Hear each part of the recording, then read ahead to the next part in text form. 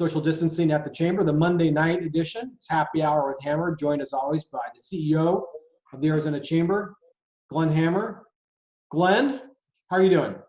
Doing well. How are you today, Garrick? Can't complain. All of Arizona is worried about you because now that we're hitting the triple digits, has that cut in on your neighborhood walk time? Not yet. I get up early. I do a couple laps in the morning. Then I do one when the sun goes down. So I'm getting now probably about 15 to 20,000 steps a day. Still getting the steps in. You are the sun has not caught up with you yet. So good for you that you're out running the triple digits. And Garrick, fortunately, I've watched all the Rocky movies, so I have a lot of in-home type muscle building activities as well. I could do. Right. The Clubber Lang, Apollo Creed, sure. Rocky Balboa. Punching sides of frozen beef. Making do. All right, 3 topics for tonight. First topic, Glenn, first day of in-house dining in restaurants, albeit with obvious social distancing protocols. Today's a big day in the reopening of the Arizona economy. Yeah, and so far so good. Some people have contacted me to give just out of the blue to just share with me their experiences. And what I've heard is very encouraging, is that these restaurants are adopting really good protocols. The customers feel comfortable. The Governor Shop put out a video earlier today from, I believe, Chop House. Yep. In terms of what they've done. And one of the lines I love from that video is, we may be wearing a mask, but we're smiling underneath the mask, and we're looking forward to continued human interaction going forward. It's one of these things, Glenn. It's a little bit at a time on Friday, a little bit more reopening of retail. We'll continue to see that over the next couple of days because, like restaurants, we've heard from members of the business community, they're happy about the ability to reopen. Some of them just aren't ready, but they're on the way to being ready. What I like is that our businesses are being very responsible. They're conscientious. They want to make sure that their employees are safe, and they want to make sure that their customers are safe. So, all the reports we're getting thus far are very, very positive. Yeah, that's good. All right, issue 2, if it were any other summer, the Hammer clan would probably be off to visit friends and family in Israel. Who knows, it might still happen, but I know that you've spent a lot of time thinking about and working on the relationship between the Arizona Commerce Authority, the country of Israel, and now the new outpost for the Commerce Authority in that country. I'd love to hear your thoughts, just not only about what's happening in Israel, but also put in the context of the pandemic. What are your contacts there been telling you about how that country is responding? Well, the Arizona Commerce Authority has done a marvelous job managing that office. It's only a few months old, and I want to also just give props to Representative Tony Rivera for all of his efforts to make sure that office was funded and launched with very strong bipartisan support. Here's my take. Governor Ducey likes calling Arizona the startup state. Israel is known as the startup nation. It's a great book, by the way. You can read it in any language. It's been translated into 30 thus far. Is that as we get to the other side of this pandemic, I believe one of the markers that will determine the success of a state or a country will be their prowess in tech. And given the collaboration between Israel and the state of Israel and the state of Arizona, I really believe both are going to win. And I want to give the ACA a ton of credit. They're moving forward with a virtual basic, what would you call it?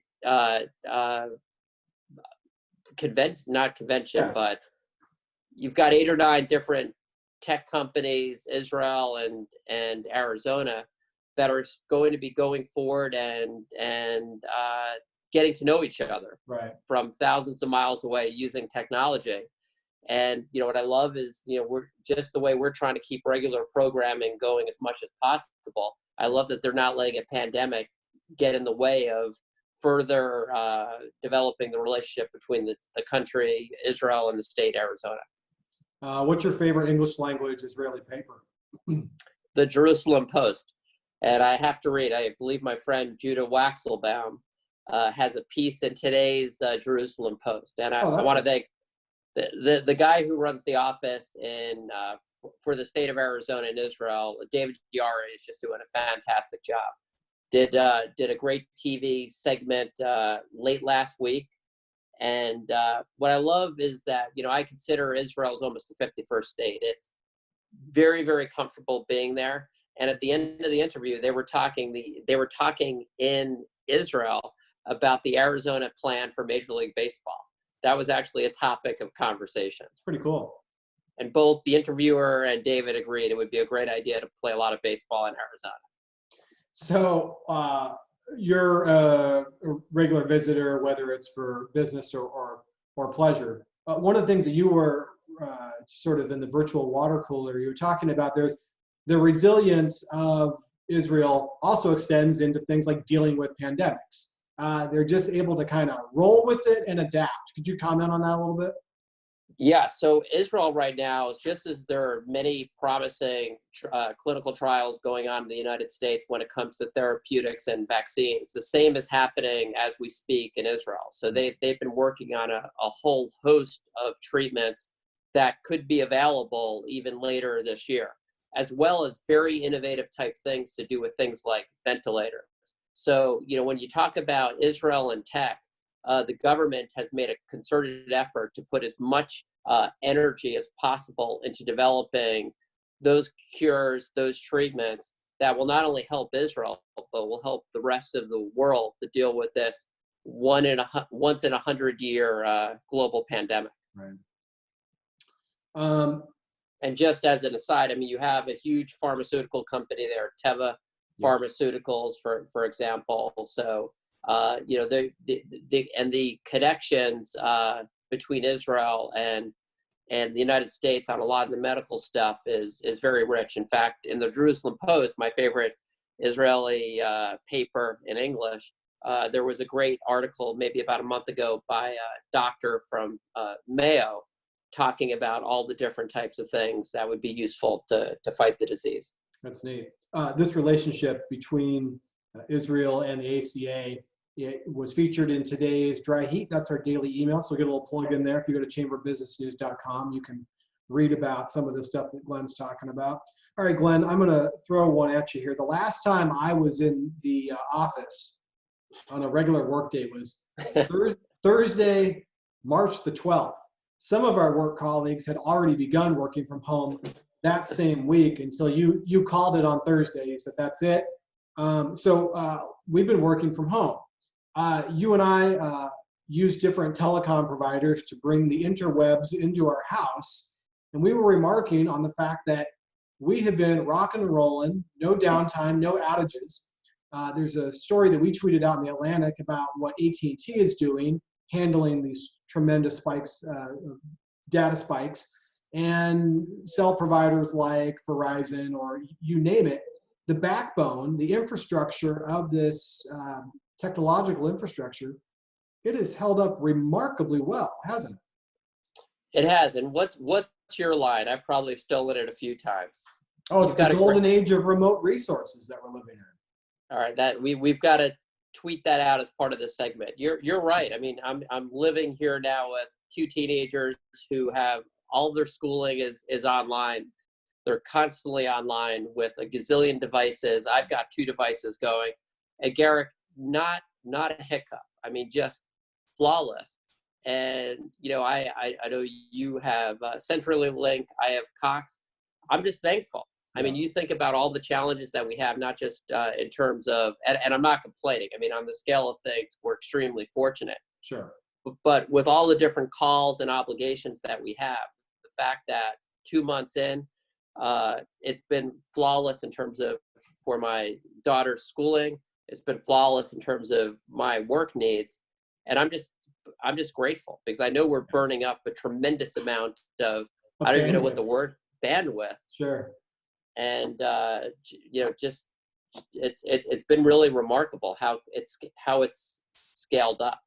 The internet, especially in this day and age, this economy, for certain professions, certain industry, it's not a nice to have, it's a need to have. And Europe, for example, relies on older infrastructure that the U.S. does not, and it has held up remarkably well. There's a piece that's on the Chamber's Twitter feed about what AT&T is doing, and it sort of starts with a thought experiment. Imagine if a city like New Orleans or Detroit or New York, in the height of a pandemic, started suffering from internet outages. I mean, that would be a debacle. It hasn't happened. Well, some of the things we're I'm going to use the word blessed. We've got incredible bandwidth, and our telecommunication providers have stepped up big time. But then I think, utilities as well. Right. When it's 100 plus, I could call it a dry heat as a chamber guy, but it's pretty hot. So, air conditioning, lighting, all those types of things. Our utilities have done a great job. Our telecommunication providers have done a great job. So much of the economy that's running, people have really stepped up. We're able to, they got to be nourished with our supermarkets and all those types of things. So, the delivery services, there's a lot of things that have operated extremely well, thanks to hardworking people and companies that are managing what they provide extremely well. Right. Just a final point on what's going on in the world of telecommunications. Before we entered the age of the pandemic, we were just in the regular cycle at the chamber, communicating to the legislature what ought to be the next fiscal year 21 budget package. And the real interest of our members has been the greater deployment of broadband across all of Arizona, including in rural areas. And we're really seeing that, a need for that right now. And I'm sure we'll be getting back to this soon. It's an extremely important part of this equation. We've got 15 counties. It isn't just the state of Maricopa, and Pima and Pinal are large as well. We've got to make sure that all of our citizens have lightning speed access, and that'll be something that we've fought for, and we will continue to fight for. It'll make the entire state stronger for it. Yeah. Like you, it's not lost on me that I've got 2 kids at home that are going to school online right now. And I don't want to say that it's not been without its challenges, but the internet part of it has not been the issue. And I think that in the metro area, sometimes we forget that it's not like that, as you said, in all of Arizona's 15 counties. Yeah, I mean, there's probably a few points where a quick outage might have helped me. Where, one of my daughters may not have realized I was doing a live TV shot or something like that, or on the radio, and you've got breakfast going on. But you're right. I mean, just you think about if this happened 5 years ago or 10 years ago or 20 years ago, I really just I'm putting my hands up. I'm not sure how we would have dealt with the situation. Yep. Just don't know. Yep. Yeah, it's a great point. All right. Well, thanks everybody for tuning in for this Monday night edition. We will be back with you tomorrow as always. We've got some guests lined up, and looking forward to the conversation for the rest of the week. Thanks, Glenn. Thanks, Garrick. Good night.